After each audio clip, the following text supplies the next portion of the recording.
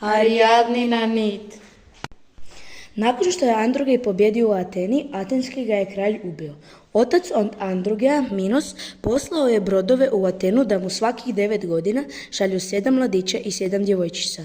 Njih je prepuštao Minotauru, kojeg mu je žena rodila, jer ga je prevarila sa svetim bikom, koji je prvo bio dar za kralja Poseidona, ali ga je Minos suzo, pa je Poseidon bacio kletvu.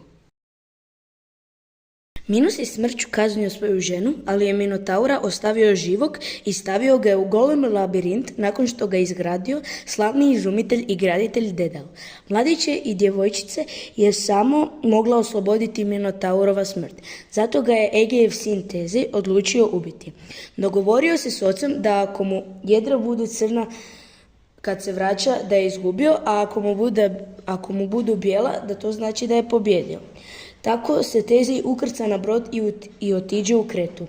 Tamo upozna Minosovu kćer Ariadnu i ona mu dade mač s kojim će ubiti Minotaura i klupko pređe da se ne izgubi u labirintu.